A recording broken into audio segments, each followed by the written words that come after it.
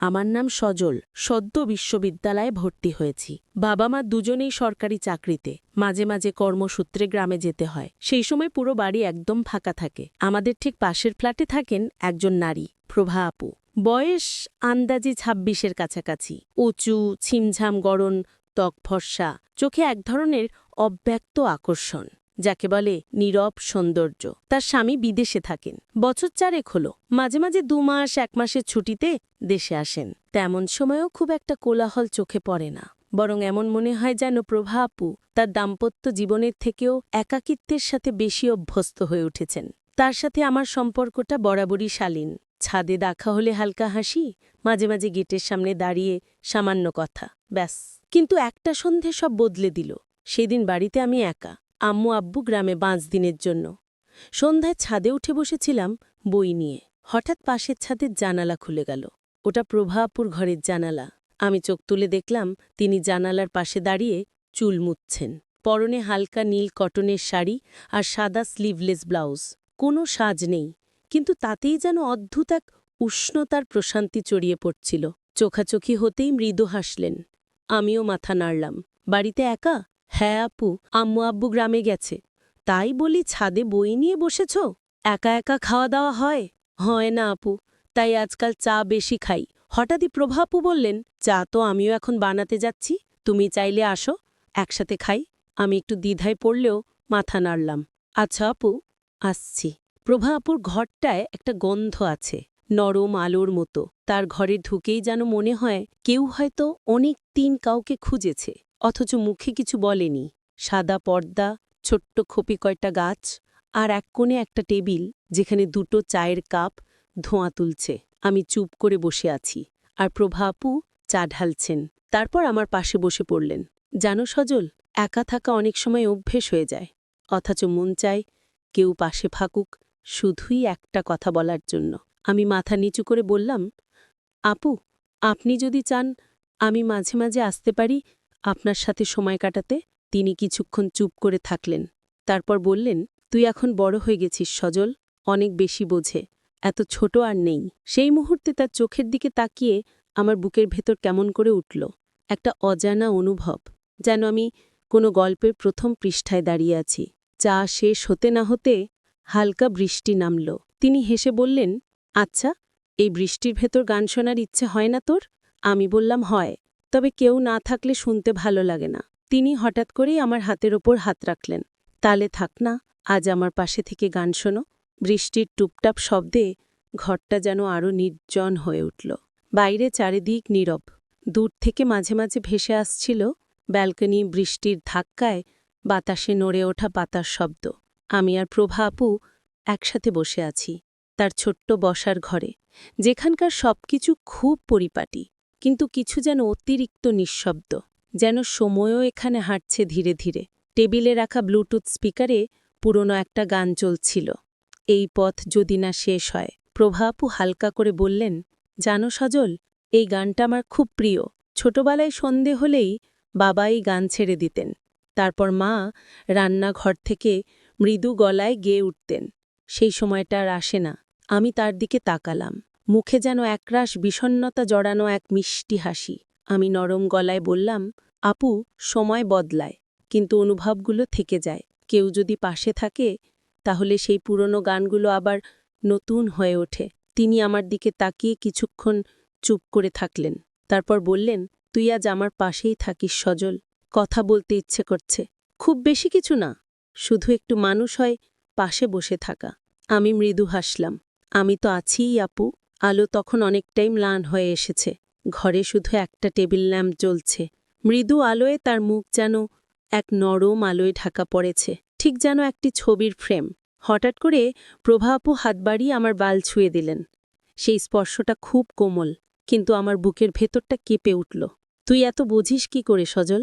এত নরম স্বরে কথা বলিস, মনে হয় তোর সাথে কথা বললে মনটা হালকা হয়ে যায়। আমি কিছু বলার আগেই প্রভা আপু হঠাৎ সামনে ঝুঁকে এসে আমার গালে একটা আলতো চুমু দিলেন। এক মুহূর্ত থেমে থাকল সময়। আমি বিস্মিত হয়ে তার চোখের দিকে তাকিয়ে রইলাম। তিনি মৃদু হাসলেন। ভয় পেয়েছিস? আমি মাথা নাড়িয়ে বললাম, না, তবে অবাক হয়েছি। প্রভা আপু বললেন, ভালো লাগা কি শুধু তরুণ তরুণীর মাঝে হয়? বয়স কি অনুভবের সীমা ঠিক করে দিতে পারে? আমি জানি আমার জীবনের গল্প অন্যরকম, কিন্তু এই মুহূর্তটা তোর পাশে বসে এই গানটা শুনে তোর চোখে তাকিয়ে মনে হচ্ছে আমি আবার নতুন করে বাঁচতে পারি। আমার হাত তখন তার হাতের ওপর। আমি স্পষ্ট করে অনুভব করতে পারছিলাম তার হাতের কাঁপুনি। সে ভীতু ছিল না, বরং ক্লান্ত। বহুদিন ধরে কারো সাহচর্য না পাওয়া এক নারীর কণ্ঠে আজ ছিল এক আত্মিক আহ্বান। আমি ধীরে ধীরে বললাম, আপু, আমি চাই আপনি আবার হাসুন। সময়টা যেভাবেই থাকুক, আপনি একা থাকবেন না। তিনি আমার দিকে তাকিয়ে বললেন, তাহলে আজ রাতে গল্প করতে করতে ঘুমিয়ে পড়িস আমার ঘরেই। আমি চাই না আবার সেই নীরবতা আমাকে গ্রাস করুক। আমি জানি এই সম্পর্কের শুরুটা শুধুই আকর্ষণের নয়, এটা এক আবেগের ভাষা, যা বহুদিন জমে থাকা এক শূন্যতা থেকে জন্ম নিচ্ছে। ঘরের বাতি নিভে গেছে। এখন শুধু জ্বলছে একটা টেবিল ল্যাম্প। তার ম্লান আলোয় ছায়া পড়েছে প্রভাপুর মুখে। সেই ছায়া যেন তার একাকিত্বের প্রতিচ্ছবি, আর সেই আলোয় ফুটে উঠেছে তার চোখের গভীরতা, যা অনেক দিন ধরেই অপেক্ষা করেছিল একটা স্পর্শ, একটা আশ্রয়ের জন্য।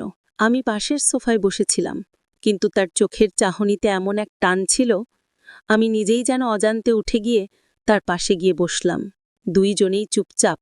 বাইরে তখনও ঝিরঝির বৃষ্টি চলছে। হঠাৎ করে তিনি আমার কাঁধে মাথা রেখে বললেন, সজল, আমি খুব ক্লান্ত জানো। এই নিঃসঙ্গতা আমাকে ভেতর থেকে খেয়ে ফেলেছে। দিনের পর দিন শুধু একা থাকা, কারোর স্পর্শ না পাওয়া, কারোর সঙ্গ না পাওয়া, এটা কি ঠিক জীবন?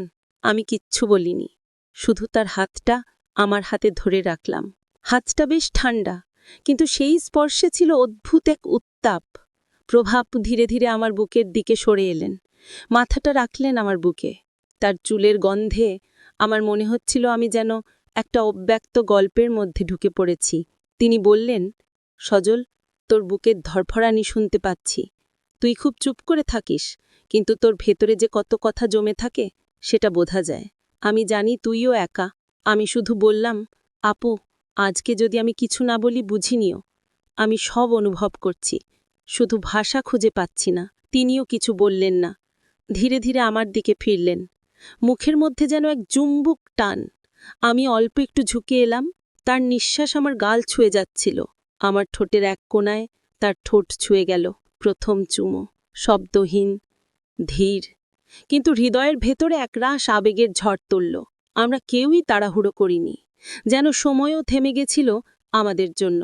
তারপর তিনি আমার বুকের ভেতর ঢুকে পড়লেন এক নিঃশব্দ আলিঙ্গনে। এত খাঁটি, এত নিরাপদ এক আলিঙ্গন, যেন একজন মানুষ বহুদিন পর কারোর কাছে সত্যিই নিজেকে ছেড়ে দিতে পারছে। আমি শুধু জড়িয়ে ধরেছিলাম তাকে, শক্ত করে। কোনো তাড়া ছিল না, কোনো কাম ছিল না, শুধু ছিল ভালোবাসার উষ্ণতা। তার চোখ তখন আমার কাঁধে নুকানো, আর আমি তার চুলে বোলাচ্ছি। প্রভাপু ধীরে বললেন, সজল, এই মুহূর্তটা যেন কখনো শেষ না হয়। আমি চাই তুই থাকিস আমার পাশে। আজ শুধু ঘনিষ্ঠতা নয়, আজ চাই ভোর পর্যন্ত একটা মানুষকে পাশে পাওয়ার নিশ্চয়তা। আমি তার কোমালে চুমু খেয়ে বললাম, আমি আছি আপু, ঠিক এইখানে। যতক্ষণ তোমার দরকার ততক্ষণ। তুমি একা নও।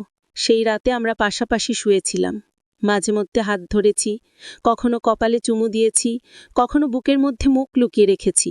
কোনো তাড়াহুড়ো ছিল না, বরং ছিল এক ধরনের অনুভব, যেখানে ঘনিষ্ঠতা মানে ছিল মানসিক ছায়া, উষ্ণ আশ্রয়, শুধু শরীরের নয়, হৃদয়ের পাশে থাকার নাম। ভোরের হালকা আলো ঘরের জানালা ফাঁক দিয়ে ভেতরে ঢুকছিল।